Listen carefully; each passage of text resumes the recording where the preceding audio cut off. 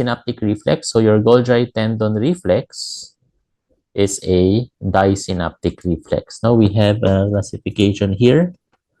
Okay, Golgi tendon reflex is a disynaptic reflex, so it's not monosynaptic. What is monosynaptic? Your stretch reflex.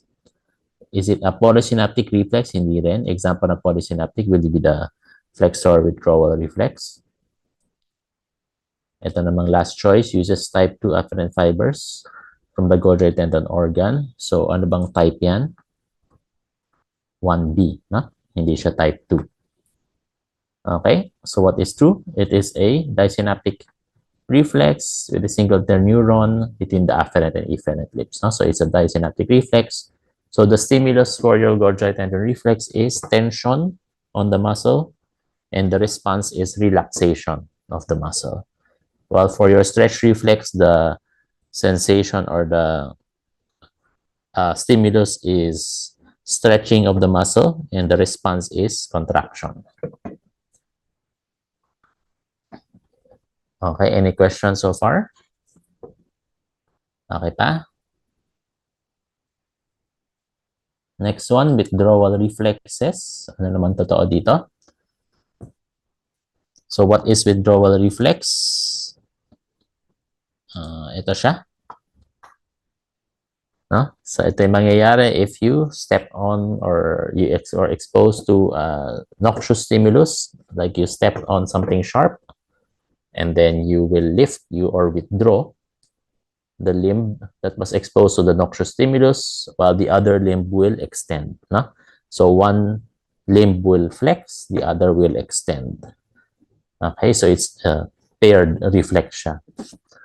You have a withdrawal and you have an extension, I mean. Okay. So which one is true? Is it initiated by innocuous stimulation? Hindi, it should be noxious stimulus. No? Noxious stimulus. Something irritating, something painful. Can it appearance of clonus? Hindi. Clonus again is abnormal stretch reflex. Ito, this is the correct one. Prolonged if the stimulus is strong. So maybe you notice that if you are exposed to a stronger noxious stimulus, mas matagal, kunyari, imagine mo, you step on something, siguro unexpected. Hindi siya masyadong painful, pero parang siguro medyo matigas lang or something, and then you lift your foot a little bit, diba?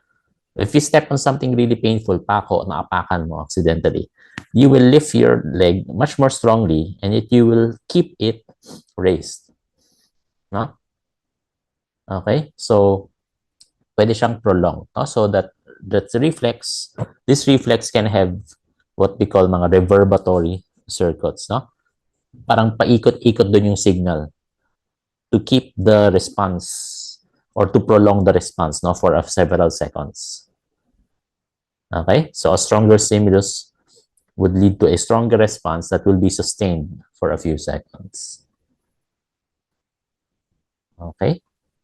So, it's not a stretch reflex, and the response is different. No, it's not the same response on both sides. The response is different. Yung isa will flex, the other will extend. Okay, any questions dito? Questions? Okay ba tayo? Okay, so those are the basic reflexes. So we have a summary here. And in this lecture, we also have picture of abnormal reflexes. Okay, abnormal reflexes. And we have some short GIFs showing you the appearance of those abnormal reflexes. Okay? Sige, questions. Questions about reflexes, motor reflexes. No questions? No questions? Okay. Next one. So next part of the lecture talked about the pathways. Diba? The sensory pathways. Okay. Sensory. motor pathways, no? The motor pathways. So here, we have a scenario. After falling down a flight of stairs, a young woman is found to have partial loss of voluntary movement on the right side of the body and loss of pain and temperature sensation on the left side below the mid-thoracic region. It is probable that that she has a lesion that is blank. Nasaan yung lesion, basically, no? So if you have loss of voluntary movement on the right side of the body, which is the main motor tract? Ano yung main motor tract for controlling our movement? The most important one to control the movement of most of the body. Ano pangalan ng tract na yun? Type niyo nga.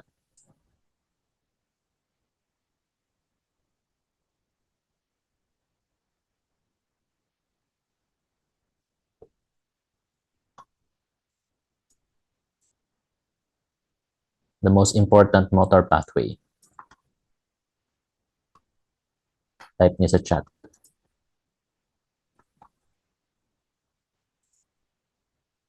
It's the corticospinal. Okay, it's the corticospinal tract. And the corticospinal is divided into two. You have the lateral and the corticospinal tract natin yan, no? Lateral tsaka ventral. Okay. Distal muscles, lateral tract. And the proximal muscles or weight-bearing muscles, ventral tract. So, lateral corticospinal tract, ito yung path niya. So, from your motor cortex, goes down, decussates at the pyramids, medullary pyramids, and then goes down along the spine and will innervate your muscles. No? So, if here in this situation the patient has loss of voluntary movement on the right side of the body, no? So if this is the right side of the patient, what scenario will damage to which part of the spinal tract or the corticospinal tract will cause that weakness? Now, either here, this ipsilateral sa spine, or contralateral, basta higher than the medulla, no? So either somewhere in the spine on the same side of the injury, or the same side of the weakness, I mean, or somewhere higher up, somewhere in the brain on the opposite side of the weakness. Okay, so yun yung two choices natin. But she also has, ano sabi doon? She also has loss of pain and temperature sensation on the left side. Okay, so which scenario will give you also loss of pain and temperature sensation? Anong pathway yan? Pain and temperature sensory pathway? Type nyo sa chat. Do you remember?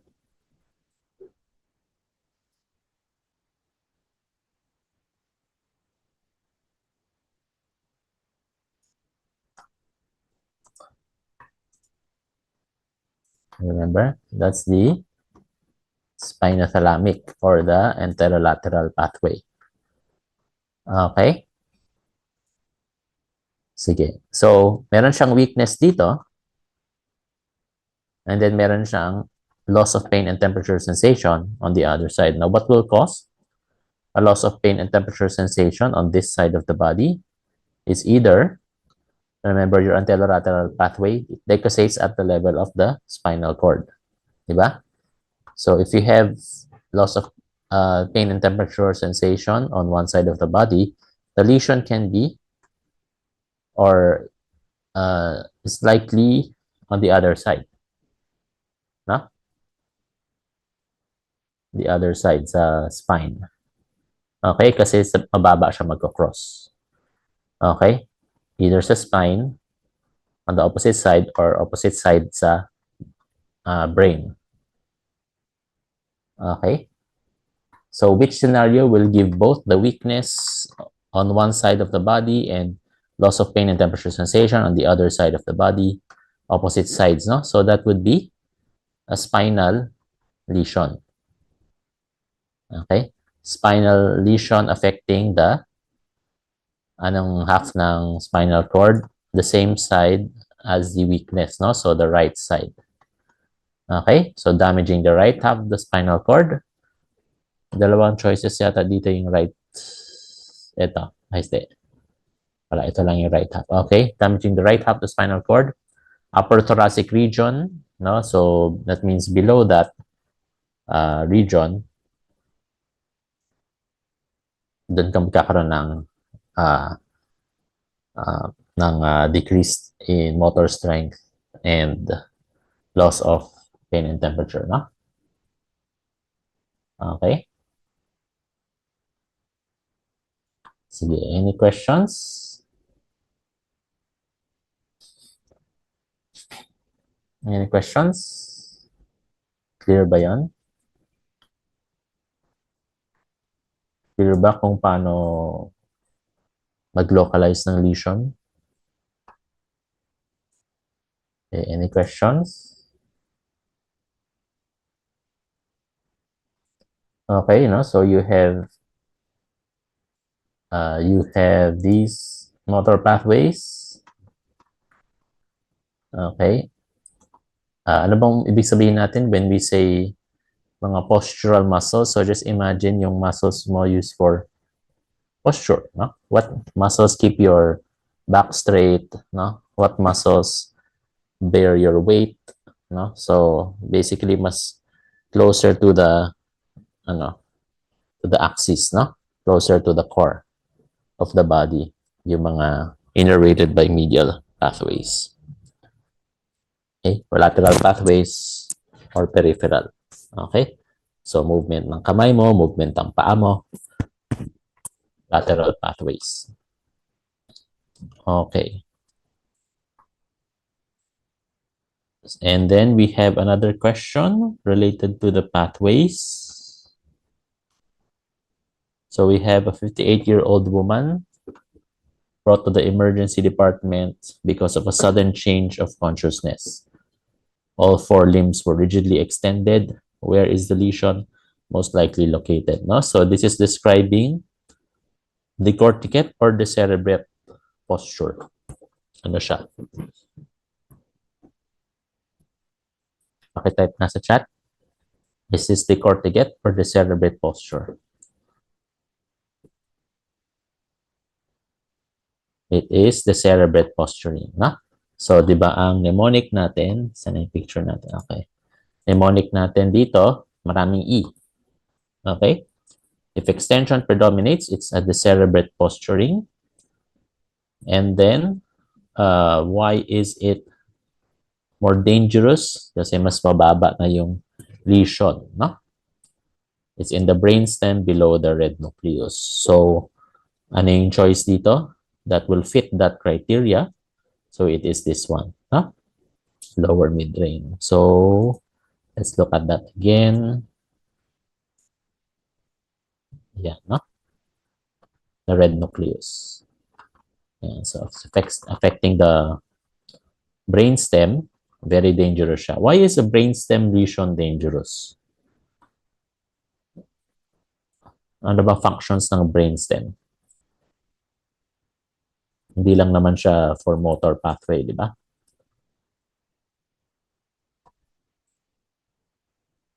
No? Breathing, blood pressure control. Okay, heart rate.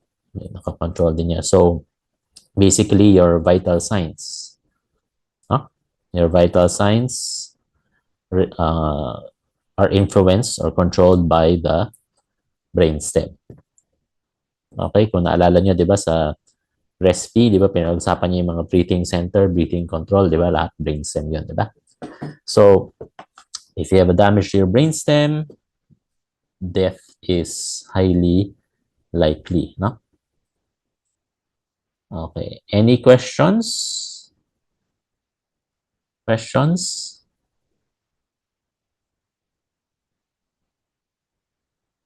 questions, 'di ba? Kaya sa ano, 'di ba, sa mga contact sports, mga MMA, boxing, gano'n, 'di ba? Bawal ano yung bawal na ano, tamaan, back of the head, 'di ba?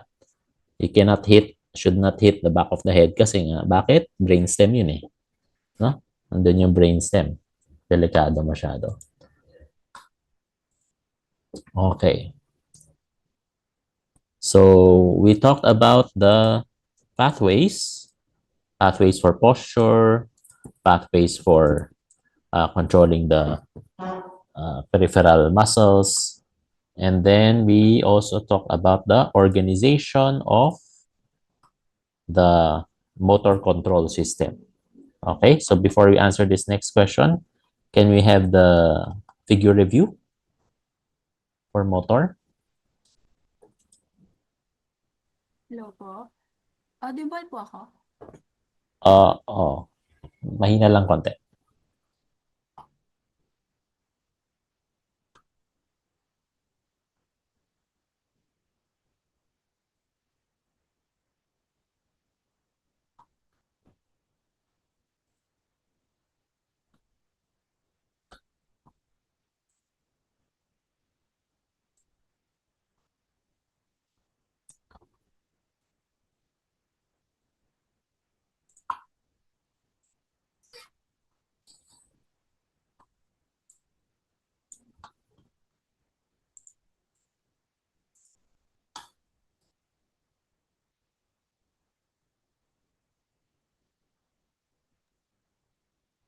Ayan po, Doc. Audible na po. Ah, Okay. Okay, so good day, doctors and classmates. My figure review is all about the control of voluntary movements. So as you can see in the screen po, meron tayong plan and execute. So mag-start tayo dito sa left side kay planning. So si planning, meron tayo ditong idea. So ano nga ba si idea? Idea is a thought or suggestion before starting or doing an action. So, dito siya mag-start kay idea. So, for example natin, meron ka nakita na harang na hanggang tuhod. So, ang gagawin mo is hahakbang ka. Yun yung idea mo, hahakbang ka. So, paano mo gagawin yung paghakbang? Si idea, pupunta na siya dito kay cortical association area. So, si cortical association area, dito na yung mag-start ng planning ng voluntary movement. Siya na yung magko-command sa movement na gagawin mo. Pero remember, nandito pa rin tayo sa phase ng planning. So, ayan, nandito na si cortical association area. Ang purpose niya is command for movement.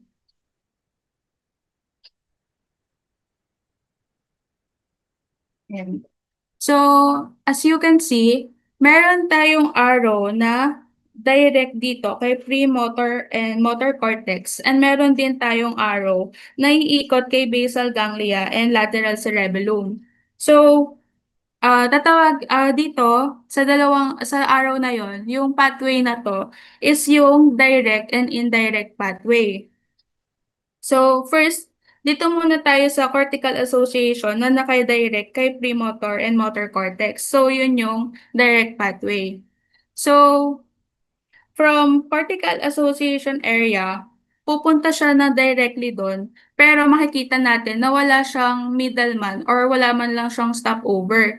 So dito, gagalaw ka pa din and ma-execute mo yung plan mo or yung idea mo, pero parang mas ano siya, uncoordinated siya and mas prone siya to error. Kasi sulat natin. Si direct pathway, wala siyang inhibition.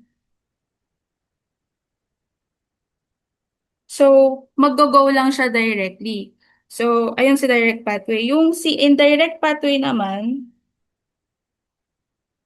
meron siyang inhibition. So, dito tayo.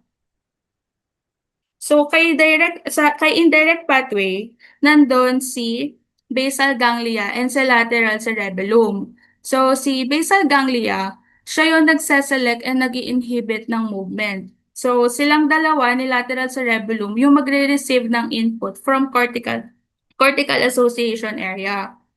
So, si lateral cerebellum naman, siya naman yung magko-coordinate para mas maging precise, mas maging organized yung movement mo. Siya yung magme-maintain and magmo-modify sa coordination ng fine movement. So, yun yung dalawa. Yun yung direct and indirect pathway. So, tapos na tayo dito kay planning. Dito naman tayo sa gitna, kay premotor and motor cortex. So, bago pala yun, sino magre-relay nung signal na nakuha natin kay cortical association area na dadaan kay direct and indirect. So, ang magre-relay doon is si thalamus, papunta kay premotor and motor cortex.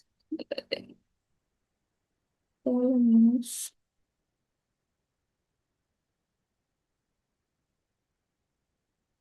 Ayun. So, next natin is itong si premotor and motor cortex. So, lahat ng input from the planning is mag integrate dito kay premotor and motor cortex. So, dito kay premotor, siya na yung magkakaroon ng final plan and preparation before movement. So, siya na yung mag-organize kung ano yung mga movement na kailangan mo before mo siya i-execute. So, yun yung purpose ni premotor. And then, si motor cortex naman, siya naman, wait. Siya naman yung magko-command ng, siya naman yung magko-command ng, mag-execute ng movement. Pero paano niya i-execute? Si motor cortex, dito napapasok si corticospinal and si corticobulbar. So, yan. We have two. So, si corticospinal, siya yung nagtatransmit ng motor signal to the skeletal muscles. And then, tama. So, si corticobulbar naman, nagtatransmit naman siya ng motor signal papunta kay cranial nerve nuclei na magkocontrol sa face and head muscles natin. So, papasok na tayo dito kay execution kasi nga si motor cortex siya na yung mag-e-execute ng mismong movement natin. Okay. So, ayan na, dito na tayo kay motor cortex. So, ano na siya, magmo-move na tayo. Pero sa example natin, dito na tayo hahakbang kasi tataas na natin yung legs natin kasi hahakbang tayo. So habang nagmo-move tayo, nandito naman si intermediate cerebellum. So anong ginagawa ni intermediate cerebellum? Kagaya lang din siya ni lateral cerebellum sa planning. So siya din yung magme-maintain sa coordination ng movement. Pero aside from that, siya din yung magsasend ng feedback kay motor cortex kapag nakasend siya ng error. Um, pero yun nga, magsasend nga siya ng feedback. Okay? So, wait. So, kunwari, ang movement natin is hahakbang tayo. Tapos, ang error mo is imbes na itaas mo, pataas yung legs mo para makahakbang ka, na-stretch mo siya. So, parang nasipa mo yung hahakbangan mo. So, yun yung error mo. So, yung feedback ay isasend ni intermediate cerebellum kay motor cortex. And then, pagdating kay motor cortex, babalik din siya dito kay basal ganglia and lateral cerebellum. Tapos, babalik siya kay premotor and motor cortex hanggang sa maitama mo yung movement mo. So, yung overall process na to is continuous lang siya. Paikot-ikot lang siya hanggat nagmo-move ka, um, hanggat hindi tapos yung movement mo. So, para ma-summarize lahat ng whole figure na to, yung voluntary movement, magbibigin siya sa cortical association areas, kung saan na-form yung idea. It is then refined during the planning phase through interaction with the basal ganglia and cerebellum. And then, the thalamus will relay the signal to the premotor and motor cortex na siya yung mag integrate magpe-prepare, and mag-organize sa motor program. And then, the motor cortex executes the movement through descending pathways.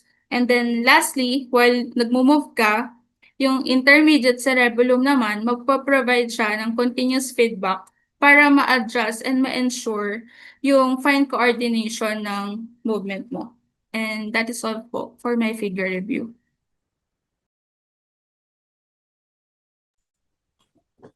Okay, any questions from students? And from the faculty, any questions?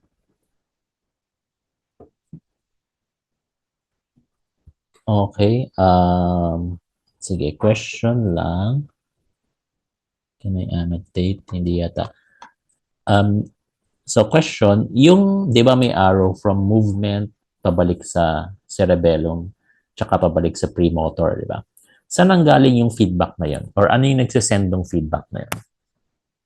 Si ano po, intermediate cerebellum po. Hindi, yung from movement itself. Di ba from movement, you have an arrow going to premotor and motor. And also an arrow going to intermediate cerebellum, di ba? Ano yung nagsasend ng signals na yun, nung feedback? Or saan kinukuha ng intermediate cerebellum and premotor and motor cortex yung data about your movement?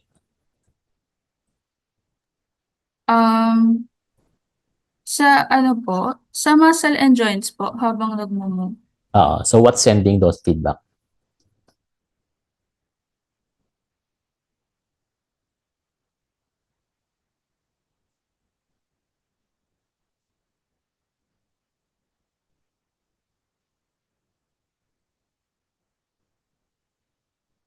Ano yung nasa muscles mo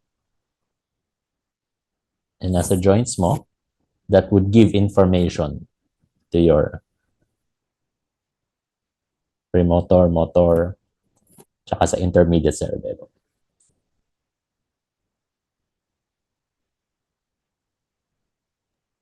Yung ano po ba yun? Yung proprioceptors po. Proprioceptors. Okay? Proprioceptors. So kasama na doon yung diniscuss natin na reflexes, di ba? Kasama na part of proprioception will be your muscle spindle and your Golgi tendon organ, di ba? They talk about the status of the muscle, di ba? Ano ng level of stretch ng muscle? Anong level of tension on the tendons, di ba? And the joint proprioceptors would tell your motor cortex and cerebellum about the angle of flexion ng joint, no? Mafe-feel yun ng general senses, di ba? Yung mga mechanoreceptors can feel the angle of the joint. Okay? And then, ito gusto ko lang i-clarify. Yung direct and indirect pathway, that is the basal ganglia. Basal ganglia lang yan. Ha? Direct and indirect pathway talks about the two pathways that you find, two of the three pathways that you find in the basal ganglia. Okay? So, hindi siya yung arrow from cortical association area to premotor na yung direct, and then yung iba is the indirect, hindi, no? So that's all in the basal ganglia. That's how the basal ganglia interacts with your motor cortex through the direct and the indirect pathway.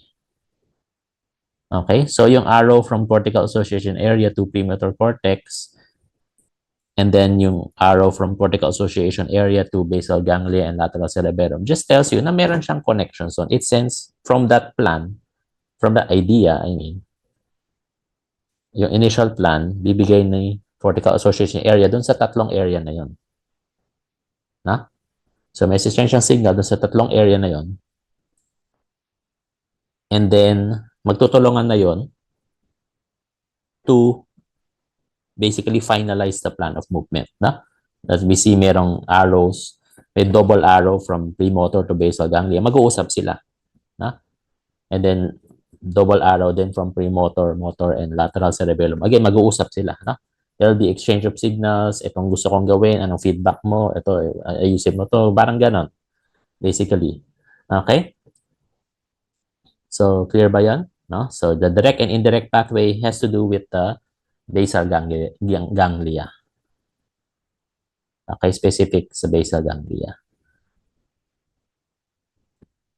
Questions? Questions? Okay. Sige. Okay na tayo? Thank you.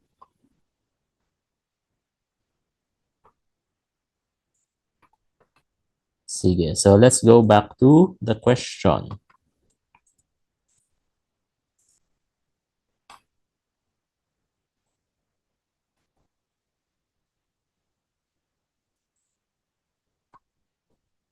Ayan, no? So ito. Diba? So increased neural activity before a skilled voluntary movement is first seen where? So saan magsisimula? It's with the cortical association area. Okay? And from the idea, maiisip na. So, di ba si cortical association area, where do we find that? Frontal lobe, di ba? For abstract thought. No? Okay? Interaction between the frontal lobe, prefrontal cortex, and also the other association areas that you find associated with other sensations. And then tulong-tulong sila kasi sila yung highest level, no? Sila yung pinaka-abstract mag-isip, no? They understand the meaning, they understand context, and then doon magsisimula yung plan for movement. And then from there, bababa sa basal ganglia, premotor motor cortex, and also the cerebellum, no? Yan, meron tayong side loops. Okay, any questions? Any questions? Any questions dito sa organization natin? Okay. So it was mentioned earlier, di ba? We have feedback from the movement to your intermediate cerebellum. And then it was also mentioned here. Ayan, ayan, cerebellum, ito. Na? It compares plan and performance. Na, it compares plan and performance. So we have, diba, this arrow, saan na yan? Diba, you have the motor plan, alam ni cerebellum yung motor plan. Alam ni cerebellum yung actual movement na ginawa mo. So, maka-compare niya. Ito yung gusto mong gawin, ito yung actually ginawa mo. Saan may discrepancy? Pag may discrepancy, dun sa gusto mong gawin na dun sa ginawa actual na nangyari, may corrections na pwedeng magawa. No? To make the movement smoother. Okay. Sige. So, let's go to the next question. Yan, talking about the direct pathway of the basal ganglia. Suppression of the direct pathway of the basal ganglia will most likely lead to what? No? So, the basal ganglia has multiple components. Okay? Since physiology tayo, I'm more interested in the function, the overall function of the basal ganglia. Siguro si anatomy na magtatanong ng different parts. Okay? I'm more interested in the effect, overall function. That's why I want to focus on the three pathways in the basal ganglia. So we have the direct, indirect, and the nigrostriatal pathway. Ito yung pinaka-summary niya. Direct pathway will stimulate the motor cortex. Indirect pathway will inhibit the motor cortex. And the nigrostriatal pathway uses dopamine. Meron siyang effect on both direct and indirect, but overall effect will be similar to the direct pathway. No? It will excite the direct pathway. Okay. So these are some illustrations of those connections. Tapos, ang tanong natin, If you suppress the direct pathway of the basal ganglia, ano mangyayari? No? So, direct pathway, we said, excites the motor cortex or promotes more movement. So, if you suppress that, instead of getting more movement, you get less movement. Diba? So, you have hypokinesia. Hypokinesia. So, parang mas mabagal gumalaw yung pasyente or mas hirap siya mag-initiate ng movements. Okay? So, we have those akinesia, bradykinesia. Na? Well, if it's the opposite, no, you stimulate the direct pathway or you suppress the indirect pathway, you will have hyperkinetic conditions. Yung may involuntary complex movements yung patients, no? As we see in these GIFs. Okay, any questions? Questions? No questions? Okay.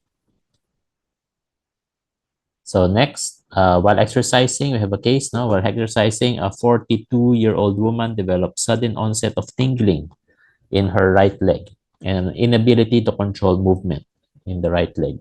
No? So we have tingling. So merong sensory component, no? At meron ding motor component. Neurologic exam showed a hyperactive knee-jerk reflex and a positive Babinski sign. What is a possible basis for these findings? And does it reflect damage to an upper or lower motor neuron? Okay, so very complex mag-diagnose ng neurological disease. But at the very least, at your level, you should already be able to identify upper motor neuron. Is it an upper motor neuron lesion or is it a lower motor neuron lesion? No? Kahit doon pa lang kayo magsimula. Anong affected? More of the central nervous system ba or more peripheral? Okay? Dapat alam niyo na yon. Okay, so how do we know? So from the situation, is it an upper or a lower motor neuron lesion? So if it's an upper motor neuron lesion, the general idea is nawawalan ng regulation yung movement. Nagiging dysregulated yung movements. Okay? That's the general concept pag upper motor neuron lesion. Kapag lower motor neuron lesion, isipin mo parang meron kang device na pinutol mo yung wire papunta dun sa device na yan. Okay? So wala na siyang power at all. Okay? So hindi na makagalaw yung isang area because you don't have the nerve going to that area. Nasira na yung peripheral nerve. So let's see. So we have a hyperactive knee-jerk reflex and a positive Babinski sign. Does that reflect a dysregulation of movement or an absence of movement? Diba? It's a dysregulation. Diba? Kasi you have the reflex, you have the knee-jerk reflex pero OA, hyperactive. And then what is the Babinski sign ulit? Diba? Napag-usapan natin yan sa lab. Ano yung Babinski sign? Saan mo in-stimulate yon? Type nyo nga sa chat. Where do you stimulate the Babinski sign?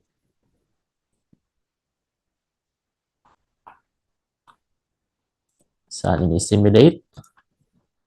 Sa paa. No? The sole of the foot. Kuha ka ng blunt instrument. And then you stimulate. Firmly press it on the sole of the foot. Ano yung normal response? The toes should curl or no response. What is the abnormal response or the positive Babinski sign? You have your big toe will extend, no? And your toes will fan out. Okay? So that's the positive Babinski sign. So you have a reflex pero again, dysregulated abnormal. Bumalik yung reflex ng para lang sa baby. Dapat adult na yung reflex mo, no? Curl na yung toes, no? Pero naging bumalik sa baby. Okay? So it's a dysregulation again. So it's an upper motor neuron sign. So ano yung choices natin dito na upper motor neuron? So ito is an upper motor neuron. Lower thoracic disruption, damage to right and spinal cord. Upper motor neuron damage. Mid cervical disruption, damage to left side pero upper motor. Ito, lower lumbar disruption that compresses spinal nerve at the segmental level. Lower motor neuron. Ito, lower motor neuron din. Ito, upper motor neuron. Ay, hindi. Ito, both lower and upper motor neuron. Okay? So, we have these three choices. Okay? These three choices. So, now we look at the location of the symptoms. No? So, meron siyang tingling, right leg, specific to the right leg. No? Yung symptoms niya. So, specific to the right leg, ibig sabihin, mababa yung lesion. Okay? Kasi kung mataas, kunyari ito, mid-cervical disc rupture, cervical spine dito sa leeg. Kung nandito yung problema mo sa may leeg, edi apektado pati upper extremity. Apektado both legs, probably. Okay? Mataas eh. Pero sa kanya, isang paa lang, right leg lang. Okay? So most likely, it's something lower. So ito yung answer natin. No? The lower thoracic disc rupture that damaged the right side of the spinal cord. Again, di ba, the lateral corticospinal tract. Ipsilateral damage. Di ba? Okay. Sige. Any questions? Any questions? Naintindihan? Naintindihan kung bakit hindi nasa leeg? Ha? Okay. Sige. So let's look at this next question. Age of 30, you have a male postal worker with weakness in the right leg. Okay, weakness. In a year, the weakness has spread to his entire right side. Neurologic examination revealed flaccid paralysis, muscular atrophy, fasciculations, hypotonia, hyporeflexia. Okay, but normal sensory and cognition. Which of the following diagnosis is likely? So, ano yung symptoms niya? Is it upper or lower motor neuron lesion? Sabi natin, pag upper motor neuron, more of dysregulation ang effect niya.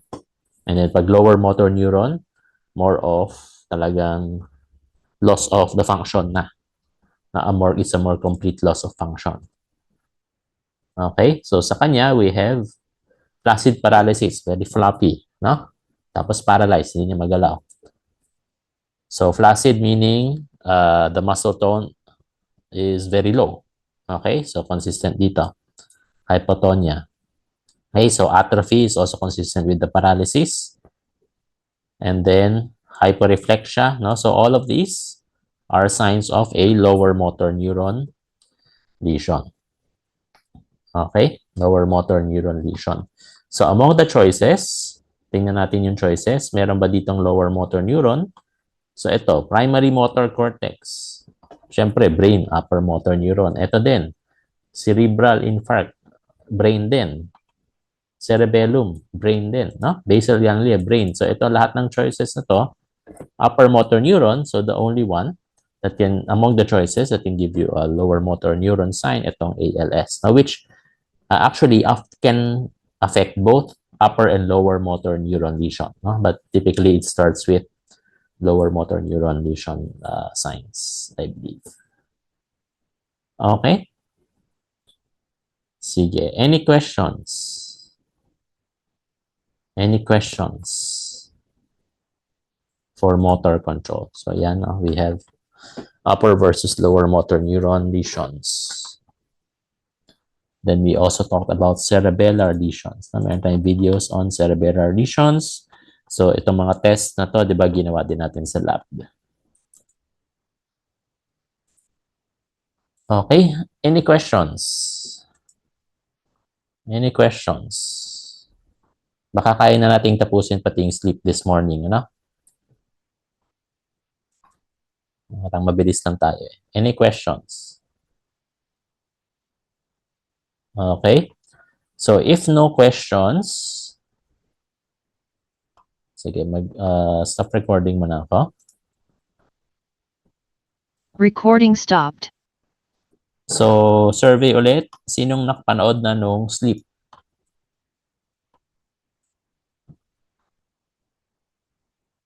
Sino nakapanood na ng sleep?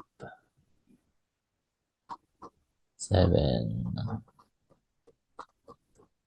Okay, again. Konti pa lang rin. Okay, so again, I'll give you... Nakahaba ba yung sleep?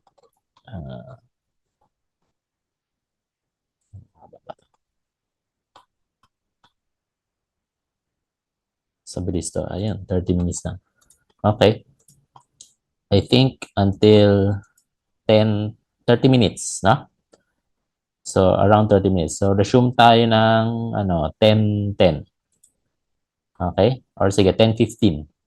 Resume tayo 10:15. We'll discuss sleep. Okay?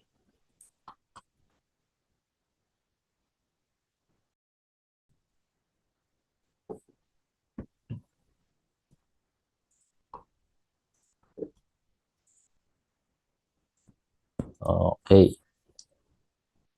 So, let's go to the discussion on sleep and circadian rhythm. Okay. So, the first question talk about or asked about the stage of sleep, the stages of sleep. So, we have N1, N2, N3, and also REM sleep. So we have NREM and REM, and your NREM is divided into 3 stages, 1, 2, and 3. Okay, and REM is the one where you're dreaming, diba? And we classify them based on their based on the brain waves and also the physical activity that's happening during those stages.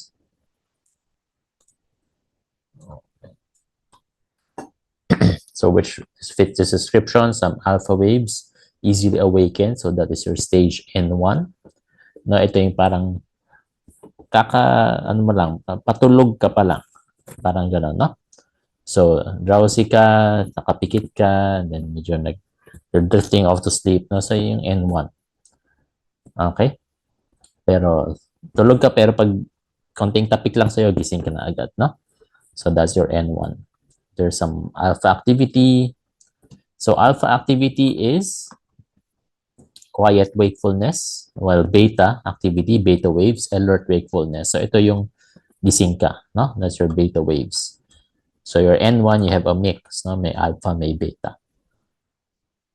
Okay? And then your N2 is what do you see here in N2? Ito na, no? You have your sleep spindles, your K complexes. Okay? And then, mas malalim na yung sleep na to. So, you see a slowing down of many physiologic functions. And then lastly, for your NREM, you have your N3, which is in which you see the predominance of your slow waves. No? So this, among the 3 stages, this is the most restful stage of your NREM. Kasi ito yung talagang very very low activity na sa brain, and also your bodily functions will be even more suppressed. No? This is the highest threshold for arousal. So I'm sure there are times, diba, na try mong gisingin yung isang tulog, gising siya agad. So probably N1 lang yon. Times naman na try mong gisingin, talagang ayaw magising. No? So that's N3. Okay? Pero given enough stimulation, magigising din yun. No? Lakasan mo lang yung pag-alog mo sa kanya siguro. No? Kasi ang definition natin sa sleep is andito. No? It's unconsciousness from which a person can be aroused by other stimuli. So even if it's N3 sleep, magigising mo yan. You just need stronger stimuli. Pag hindi nagising, hindi na yan sleep. Okay? Comatose na yan. pag hindi siya nagising. Okay. So, your REM sleep will be the one where you dream, diba? Associated with dreaming, and the EEG is similar to wakefulness. So, meron ka ng mga beta waves. Okay? So, there's beta waves, there's signs of parang gising yung brain.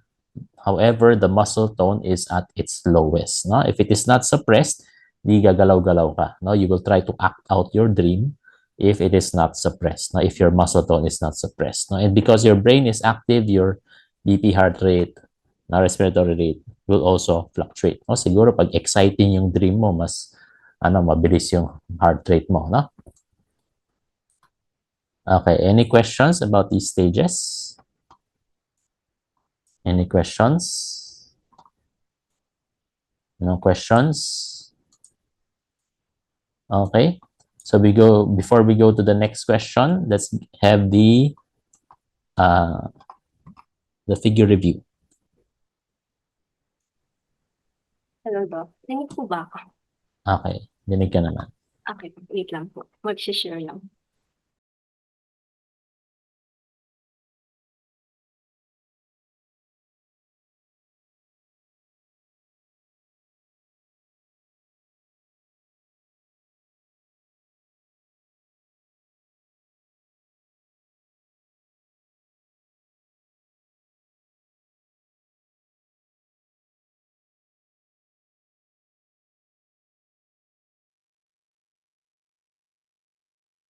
Hello, good morning, everyone. So, what I'm gonna discuss today is the different cycles of sleep stages for children, young adults, and elderly.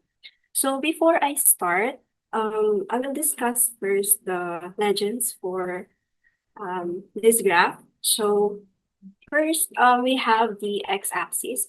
So in the x-axis, we can see the numbers 1 until 7. So, this one. So, dito po is this indicates the number of sleep, the number of hours of sleep, yeah, of a person. And then on the y-axis po, makikita natin is awake. So, ibig sabihin po ni awake is literal na awake where a person aroused by a stimuli or sensory. And then we have REM, which is the rapid eye movement. And then we have here is the 1, 2, 3, and 4. So all of this on the y-axis is the sleep stages. So we could divide the 1, 2, 3, and 4. So when we say N1, first pala, i-identify muna natin sila as NREM. So NREM is non-rapid eye movement, kung tawagin. So we have N1. So when we say N1 po, this is the lightest sleep ng isang tao. So ito po yung where we could, as mentioned earlier, yung konting tapik lang, so magigising na agad yung person. And then we have N2. So si N2, we could consider is this as the lighter sleep. So parang ito yung part na where a person is transitioning from lighter sleep to deep sleep. So we have here is the N3 and N4. But currently, it is combined as one and considered as the deepest sleep of a person. Yeah. So, this is also, when we say NREM, this is also what we call slow wave of sleep. Yeah. So usually po, for our young adults, we could see the cycle Recording in progress. looks almost the same with the children. But when we go to the children, we could see that from awake, it goes to the REM or REM, and then it proceeds to NREM. And we have here stages 1, 2, 3, and 4. And then their sleep as their sleep lightens, we could see REM or REM. So this red color here represents REM. And then we could also see that children tends to awaken during their sleep. So as the cycle proceeds, so we could see in this graph that they tend to have more deeper sleep. So this is what represents them, the stage 3 and 4. So they do also have REM, which is tends to be more prominent. Oh no, tends to be more prominent in young adults, but it is more lesser for children, since 50% of neonates tends to sleep more, like 6 to 10 hours po. So we will now proceed to the young adults. So for young adults, we would notice here that they are more prominent when it comes to REM sleep in the morning. And it shows here that it is more longer. So and they tend to also have decrease of deeper sleep, which is this one, the stage 3 and 4. So as a person gets older, and as the person gets older, we would notice here that they are more leaning to a lighter sleep. So they tend to have less deeper sleep. So we would, as you notice, if you still have your grandma with you or grandpa, they tend to wake up a lot, or you could see them waking up early. So it is also shown here that they tend to wake up more during sleep and have more REM with them. So to summarize this figure review po, we have a for the cycle po, we used to go to N1 to N4. Sorry. N4 or N3. And then, so before it returns to REM, it will go to N2. And as the cycle goes by. Yeah. So we have N1 for the lightest sleep. N2 for lighter. And we have N3 for deeper sleep. Deep sleep.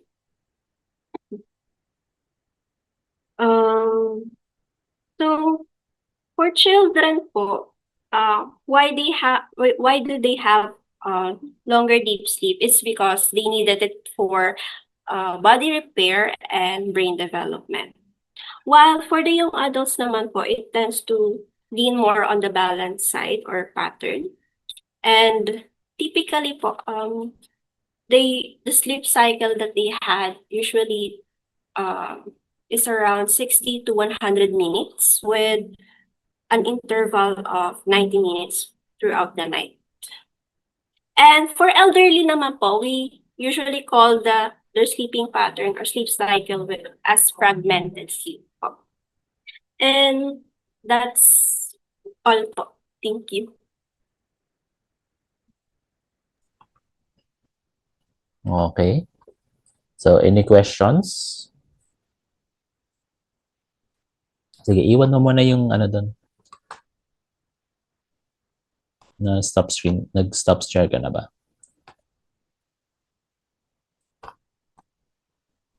Nawala po ba? Wait lang po. Hindi, sige, kahit dito na lang sa akin. Di ba?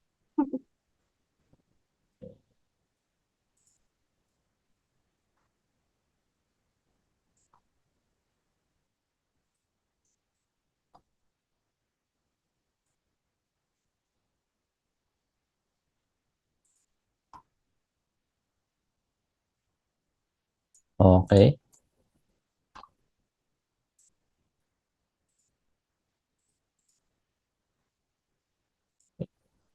Okay, so ito din yung illustration kanina, di ba? So any questions from students or other faculty?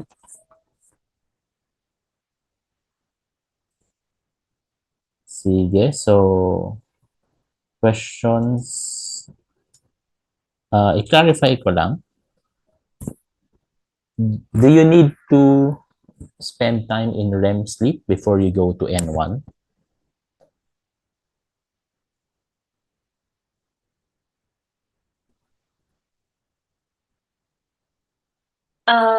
Usually talk more on, parang you don't really have to spend po. Kasi usually, um, parang dadaan lang po kasi you will be in N1 po. And then N1, N2, N3, and then it will return to N2, N1, and REM po. Okay. So dito sa graph, no, pag umandar yung horizontal line, then you're spending time in that stage, na? Pag straight down, wala, hindi ka dumaan doon. I mean, hindi ka nag-REM, na? So ito, straight down from awake to N1. And then meron kang horizontal line, umaandar yung time, di ba? Meron kang horizontal line doon. That's the time that you're spending in N1, no? And bumaba ka N2, then may horizontal line ulit konti. So then you're spending time in N2. Okay, no? So this graph does not mean that you need to spend time in REM before you go to N1. No? Contain naman, no? Diretso naman drop, di ba? From awake, drop agad to N1. Okay? No? And did we observe anyone going directly to N3? Dito? Pwede ba? Pwede ka bang diretso? Tulog ka, N3 agad. Slow wave. Pwede ba yan? No po. Wala din, no? So kailangan dumaan ka muna N1, N2, and then N3. Okay? And then when you go back up, dadaan ka N2, and then you REM. Okay? No? So ganun yung ating cycle. Sige. No? So going back to the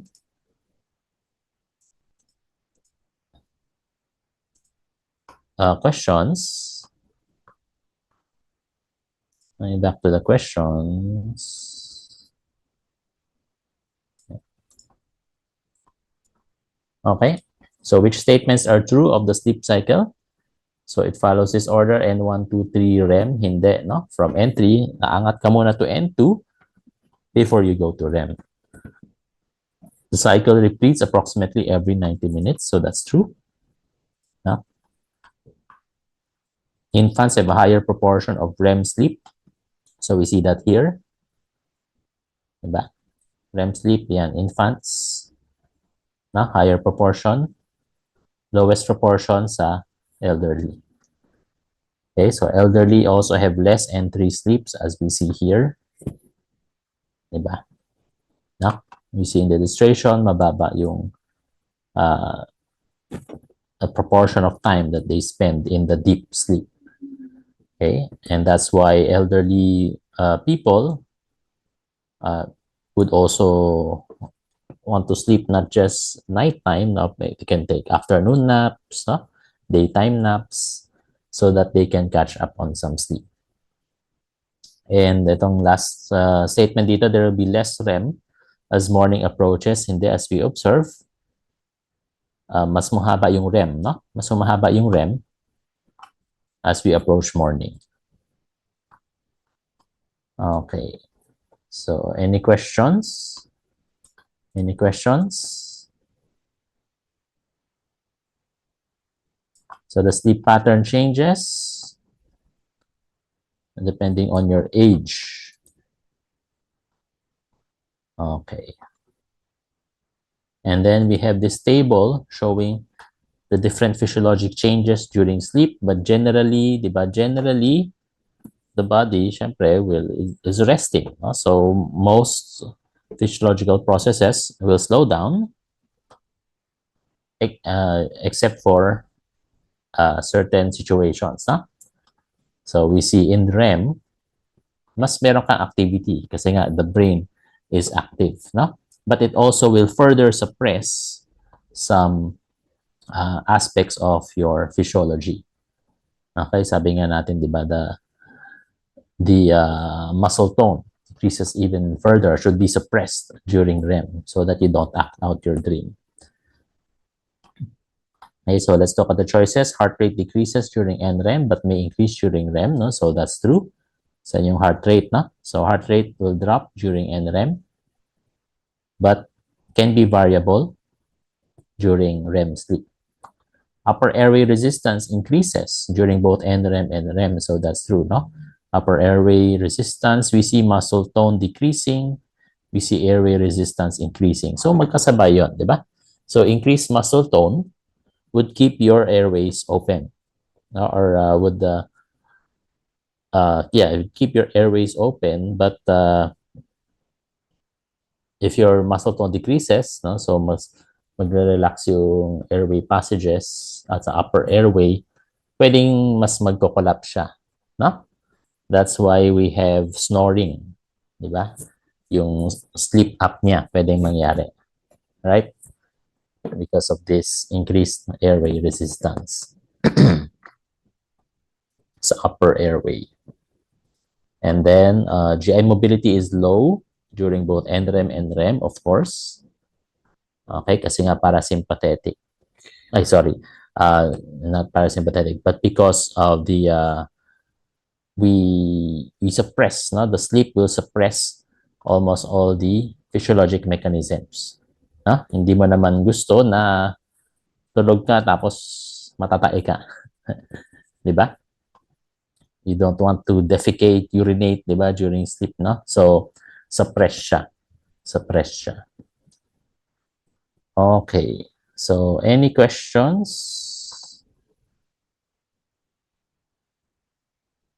Any questions? And we also have, we see also from this graph that your hormonal activity, no? Some of them can be affected by sleep. Yung iba, hindi ganun ka-affected, no? But you see some changes in some of the hormones, no? Okay. Any questions? Questions? The next one, we have the homeostatic role of sleep, no? So why do we sleep? So we see that sleep helps improve your neural function. Okay, so it's associated with neural maturation, learning, memory, cognition. It keeps the brain clear of metabolic wastes, no? So tama itong dalawang statement. The longer the sleep duration, the more benefits to the brain. Merong limit, di ba? More than 8 hours, wala nang masyadong makitang benefit. Okay? Wala nang masyadong makitang benefit. And we see from this experiment that even the 2-hour difference, medyo malaki ng effect on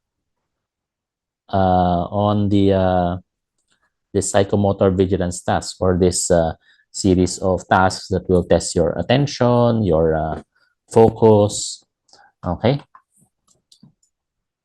Ilang days na kayong 6 hours or less ang sleep. Diba? We see palala ng palala, no? Palala ng palala yung performance. The more days na sleep deprived ka. Okay? So that's why we want to have enough sleep. We want to have enough sleep. Okay. Sige, any questions? Any questions? Any questions? Before we go to circadian rhythm, any questions about sleep? Any questions? Okay, no? So important to get enough sleep even as a student. Di ba sabi naman dito, di ba, we can, medyo pwede siyang bawiin, no? Pero hindi, that will not be ideal, no? So maybe you've experienced that, no? Kunyari naka-night shift ka or several days na sleep deprived ka, there will be a day na tulog ka lang na matagal, no? You try to catch up on some sleep, no? So that's normal, that's typical if you are sleep deprived, pero hindi maganda na laging hinahabol mo lang yung sleep, no? So you want a consistent time of sleep. Siyempre, meron din namang individual variations. Of course, there will be some people who will, because of their own, because of personal differences na, no? Of course, everyone is unique, no? Some will require a little bit more sleep, some will require a little bit less sleep. Na meron naman ganun, average lang naman itong mga around 8 hours, no? So you also listen to your body pag inaantok na. And so we go to the circadian rhythm. Okay. No, circadian rhythm, the internal clock of the body. No? And this is not just for humans. No? Pretty much almost every living thing has a circadian rhythm. Diba? Even plants can have a circadian rhythm. So we have this system that will basically calibrate the circadian rhythm. So we have this pathway. So that's what are the steps.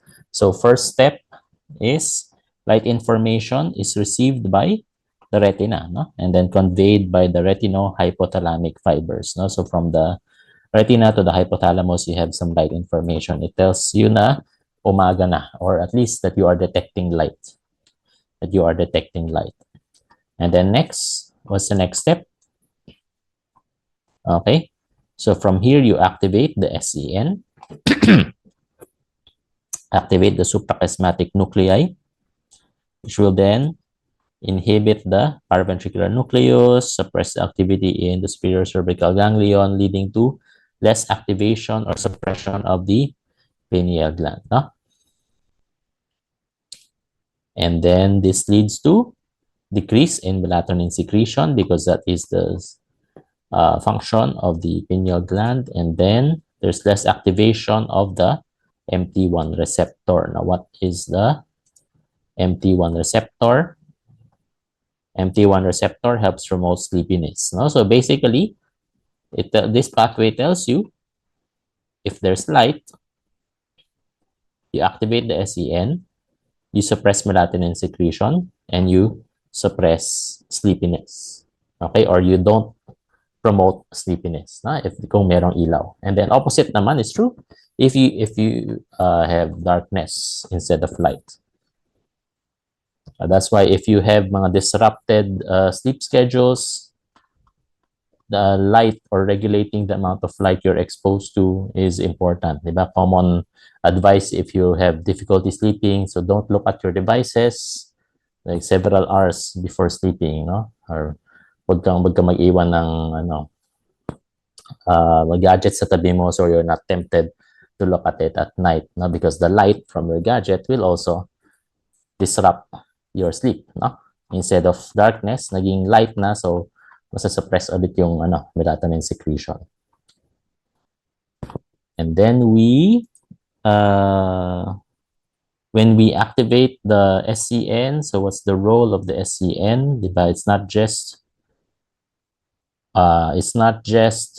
to count for melatonin secretion, but overall it is the one that is your main oscillators, the main timekeeper. The main timekeeper of the body, and will also influence the function of the other oscillators, of the other timekeepers of the body. Okay. So those cues that help the body know what time it is, know day or differentiate day versus night. Those are called the Zeitgebers, or the time cues. Okay, so it's anything that serves as a time cue, whether it's light, it's meal times, it's activity, anything that can differentiate morning from night. Okay, so but light is the most important, not muscle activity. Light is the most important, and they affect not just the SCN, not just the central, but also the peripheral. Behavioral stimuli can affect the peripheral oscillators. Okay, so that's why if you need to adjust to a new time zone, or you need to work at night rather than the morning, pag may sunod-sunod kang night duty, for example, it will be good to keep in mind itong mga Zeitgeber, Try to change the cues that you are exposed to, switch mo, so you are more now used to a different time zone. Okay, so kunyari mag-international travel ka, crossing time zones, don't give in immediately to your to the jet lag, di ba? Try mo activity. Huwag kang magkulong lang sa hotel. Buksan mo yung mga bintana, maglakad-lakad ka if it's morning, so that you get used quickly to the new time zone. Okay, any questions about the circadian rhythm? So sleepiness is a balance also between the alerting signal and the homeostatic sleep drive. So balance siya. When it's time to sleep, circadian alerting signal drops while the homeostatic sleep drive is at its peak. So aantukin ka na. And then the lecture also talked a little bit about some examples of sleep disorders, like your narcolepsy, yung biglang mag-activate yung sleep, even if it's not time to sleep and you might be doing something else, bigla lang siyang nag-activate. And also some disorders where the muscle tone is not adequately suppressed, whether it's in NREM or in REM. Okay, so any questions? Any questions for sleep and circadian rhythm? Medyo simple lang siya. Meron ba ditong umiinom ng melatonin para makatulog sa gabi? Meron ba?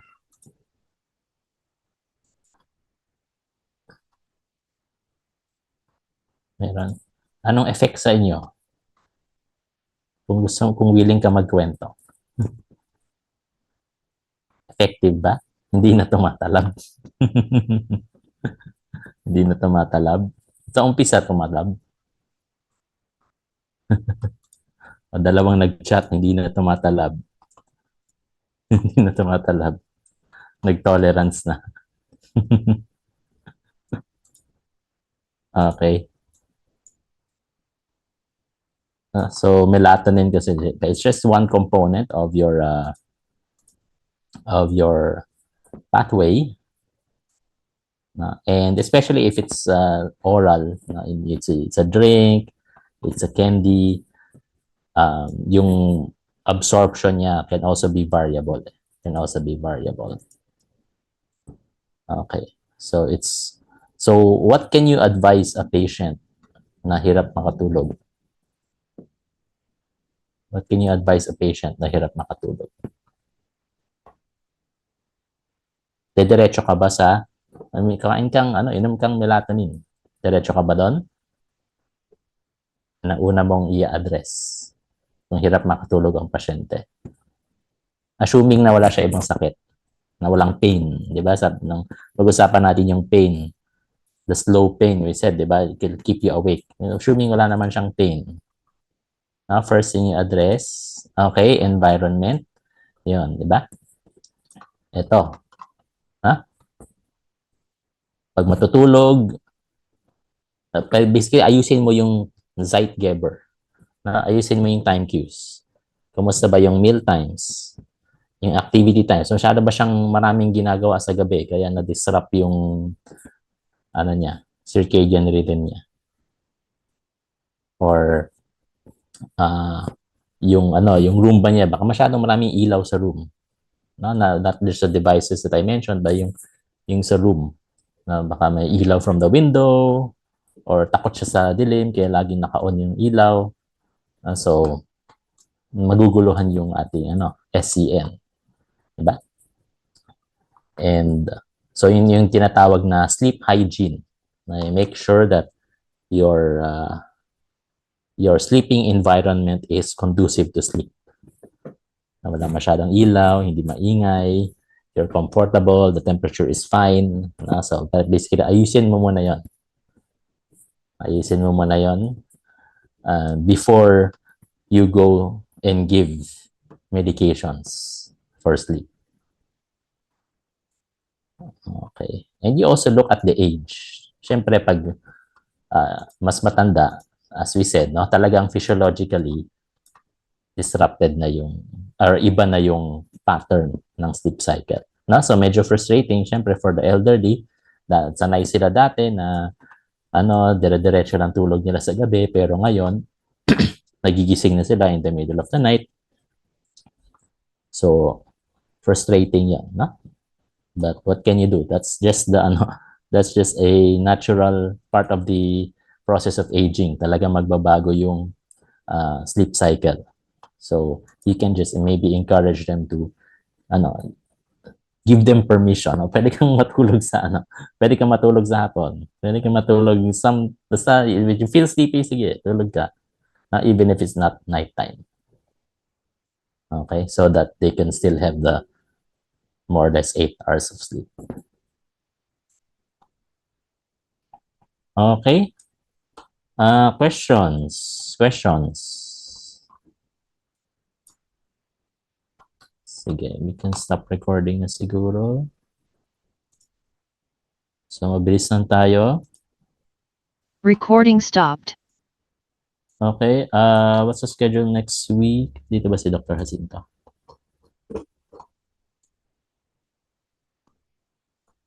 Dr. Jacinto, you have announcements?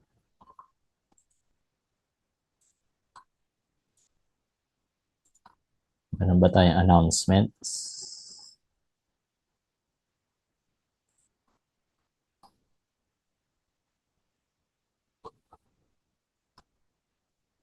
So next week will be the lecture of Dr. Akakas, and you'll also have a quiz.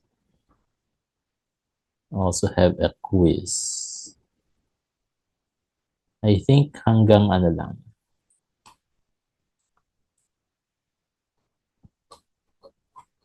I'll clarify kung kasama yung topic ni Dr. Akakas for the quiz.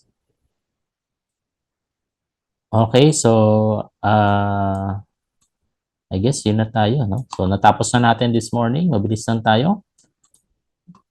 So kung wala nang announcements from other faculty, sige, maybe we can close in prayer na.